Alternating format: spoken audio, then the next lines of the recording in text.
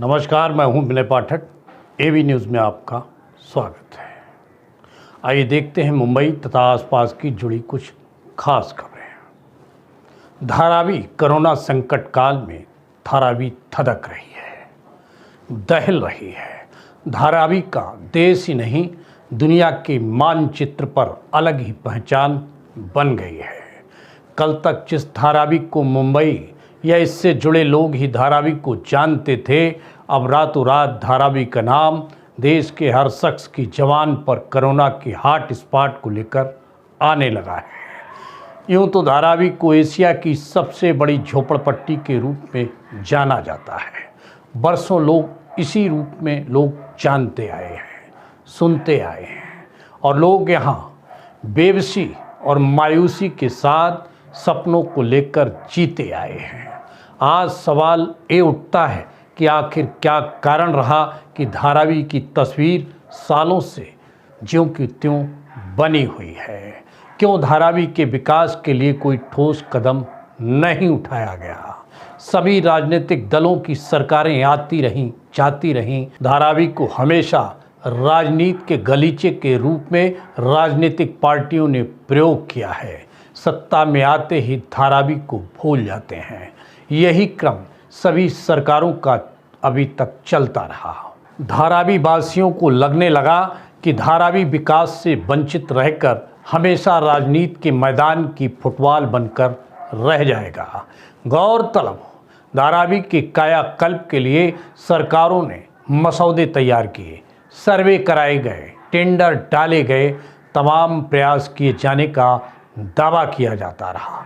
ऐसा लगता था कि धारावी की तस्वीर अब बदली या तब बदली। लोगों को झुंझुना थमाया जाता रहा और अब तक लॉलीपॉप दिया जा रहा है।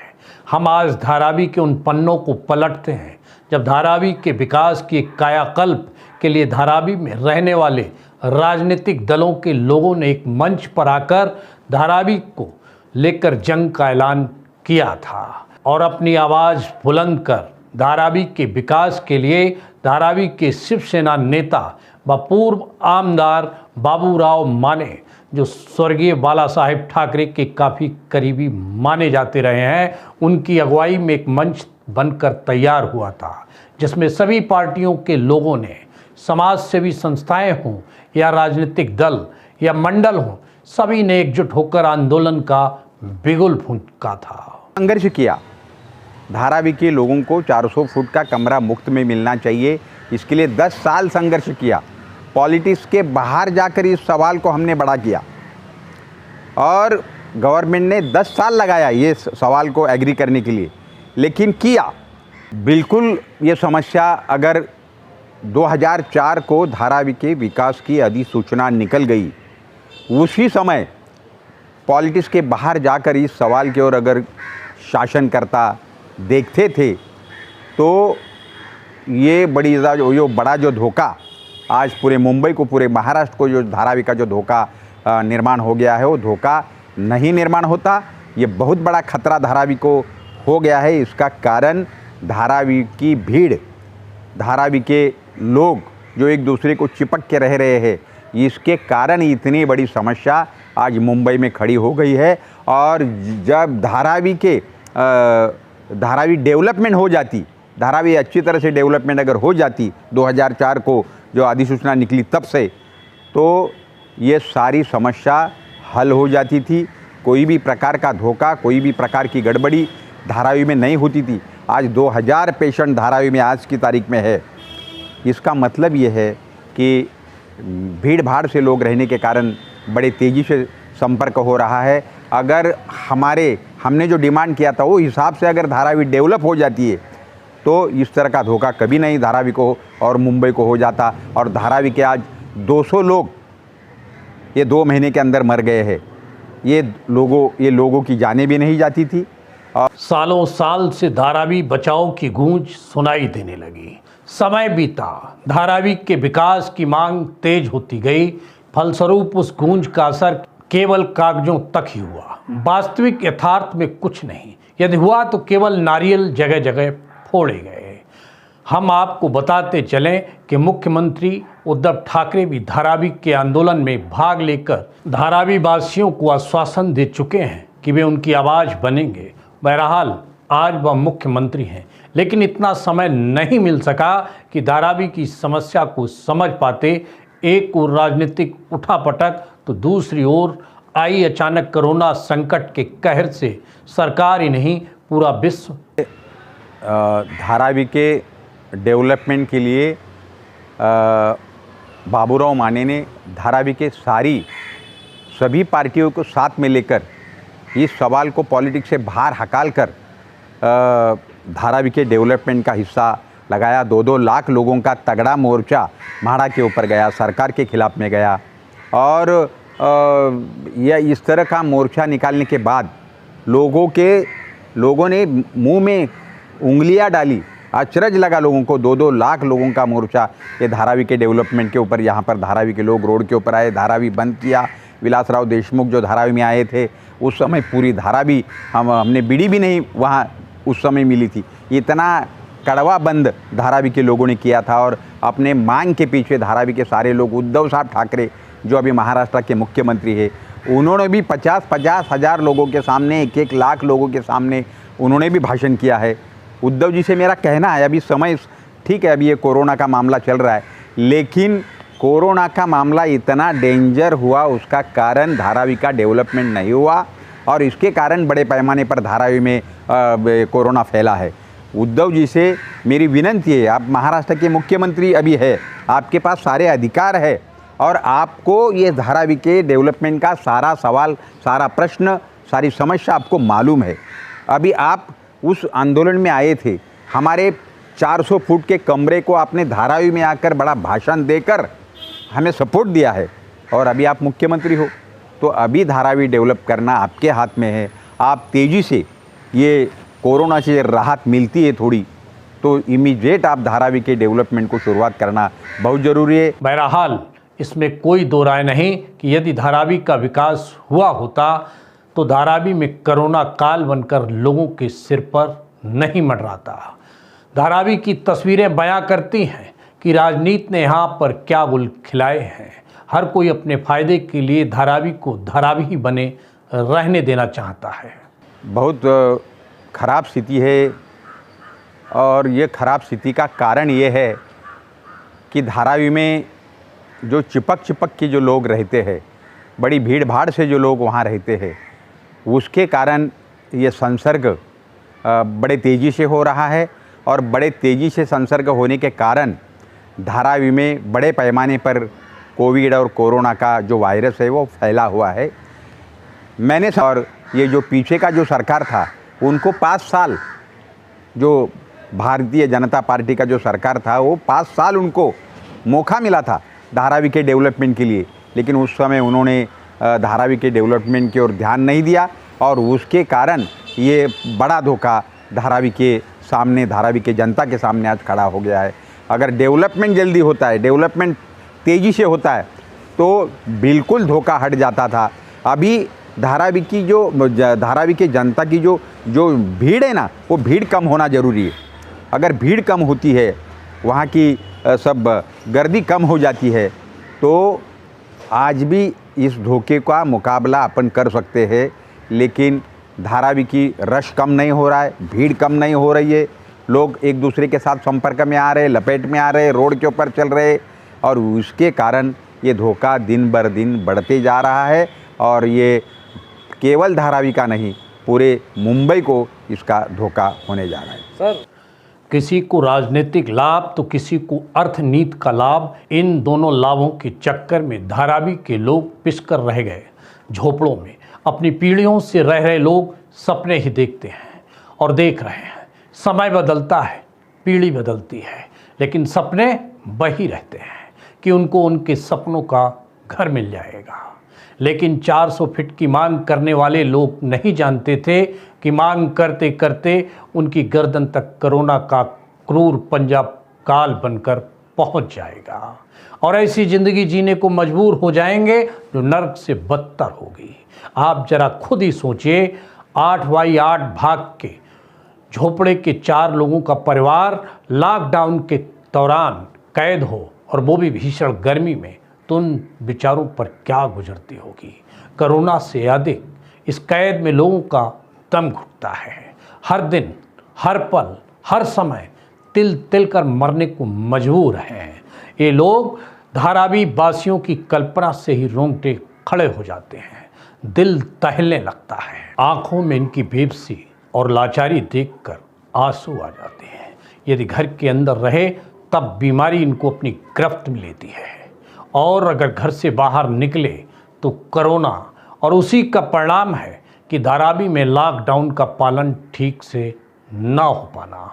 जो मजबूर लोग हैं, जब राहत भरी सांस लेने के लिए अपने दरों से निकलते हैं तो सांस के साथ कोरोना का क्रूर पंजा उनकी गर्दन तक पहुंच रहा है, और फलस्वरूप धारावी की तस्वीर बदसूरत होती जा रही है। और इसी कारण बेबस लोगों ने पलायन करने का फैसला किया और करने को मजबूर हुए। धारावी आज खामोश है, धारावी आज शांत है, धारावी में दहशत है, धारावी में कोराम है, कोरोना का वो कोराम जिसको सुनकर देखकर रोंगटे खड़े होते हैं। मात्र मुंबई नहीं, महाराष्ट्र नहीं, पूरे देश में धारावी को लेकर चर्चा है। काफ़ी संख्या में लोग अपने वतन बदहाली के आलम में चले गए हैं। अगर सही मायनों में देखा जाए तो धारावी को मुंबई महानगर पालिका ने भी धन कमाने का साधन बना लिया है। धारावी के हर इलाके में जिस तरह से लोहे के एंगलों पर 4-4 मंजिला मौत के घर बनाए गए हैं, घरों में कई लोग रहते हैं। मज़ेदार बात यह है कि धारावी में इन दिनों महाराष्ट्र सरकार के नेता से लेकर तमाम आला अधिकारी भ्रमण कर रहे हैं, गली गली घूम रहे हैं, धारावी की इन हालातों को भी देख रहे हैं, लेकिन वर्तमान समय में नज़रअंदाज भी कर रहे हैं। लेकिन यदि मुंबई महानगर पालिका के अधिकारियों ने इस तरह से बनाए गए अवैध निर्माणों पर अंकुश लगाया होता तो धारावी की बस्तियां घनी नहीं होती और धारावी में इतनी आबादी नहीं बढ़ती। इसमें कोई दो राय नहीं, और इससे कोई पल्ला भी नहीं झाड़ सकता। अवैध निर्माण धारावी के लिए वर्तमान समय में अभिशाप साबित हो रहा है, जिसके लिए बीएमसी कहीं न कहीं बढ़ावा दिया है। ऐसा नहीं है कि आला अधिकारी नहीं जानते थे, लेकिन उसके बावजूद भी धारावी के अवैध निर्माणों पर कभी गाज नहीं गिरी, कोई ठोस कार्रवाई नहीं हुई, मात्र फॉर्मेलिटी अदा की गई।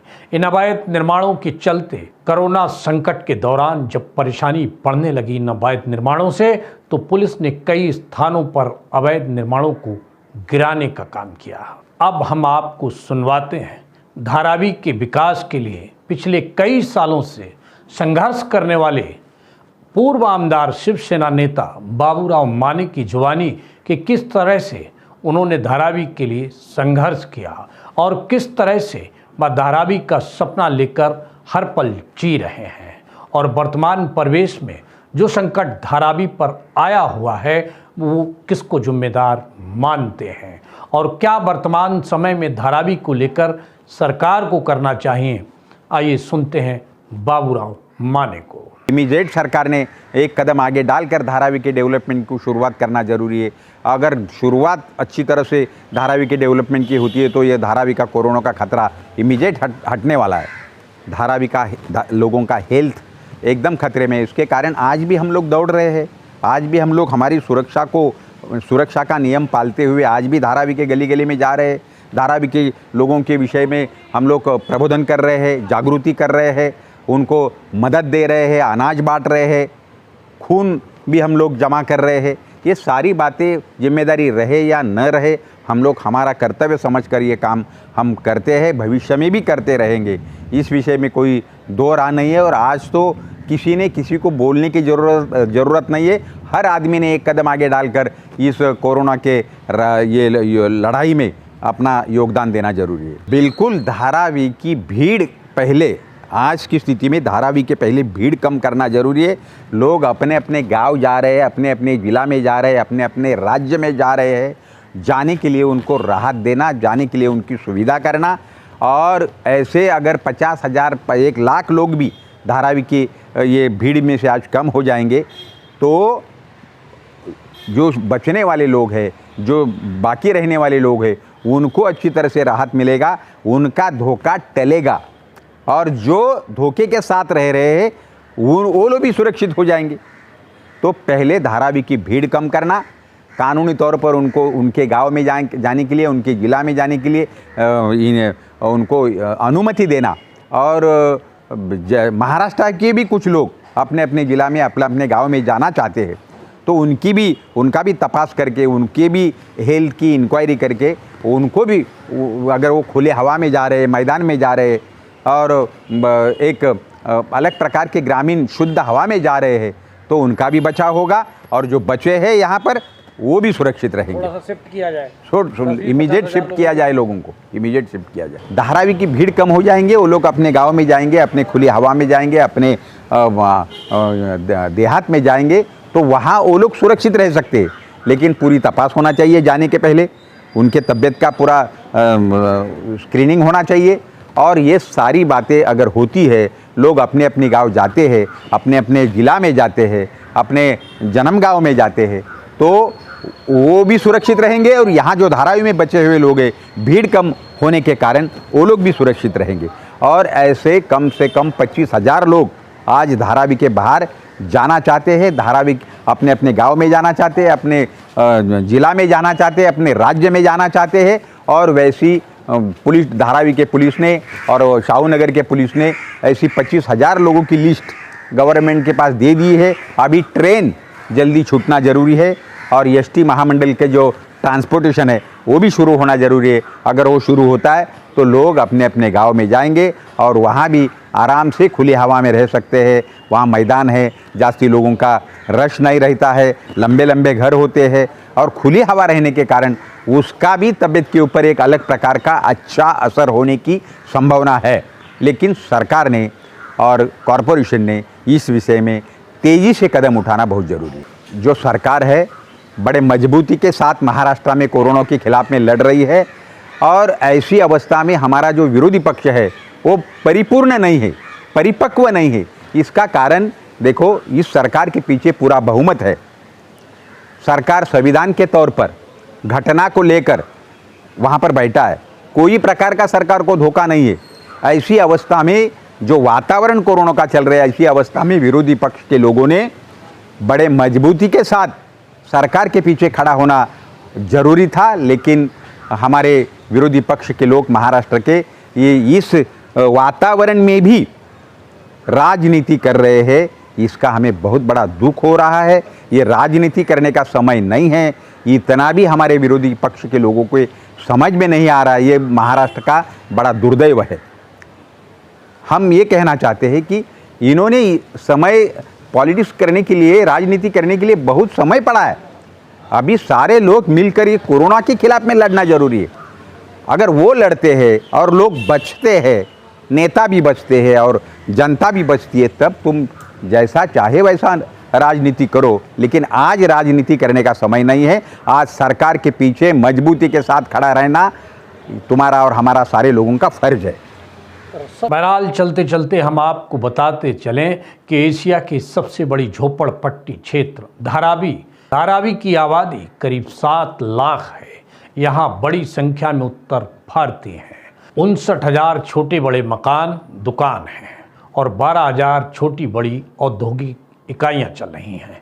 धारावी में कई फिल्मों का फिल्मांकन भी किया गया है। धारावी की जिंदगी की झलक कई बार पर्दे पर आ चुकी है। 1995 में धारावी के पुनर्विकास का मुद्दा राजनीति के मैदान में फुटबॉल बना है। सभी पार्टियों की सरकारें आईं और गईं, लेकिन धारावी वालों का हाल बेहाल रहा। भारतीय जनता पार्टी धारावी की राजनीति में हमेशा हाशिए पे रही।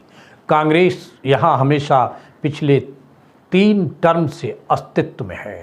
धारावी विधानसभा सीट फिलहाल कांग्रेस के पास है। ऐसे में कांग्रेस के विधायिका और वर्तमान की मंत्री बरसाताई गायकवाड़ की जिम्मेदारी बनती है कि धारावी के विकास के लिए आने वाली अड़चनों को दूर करें, धारावी की समस्या से लोगों को निजात दिलाएं।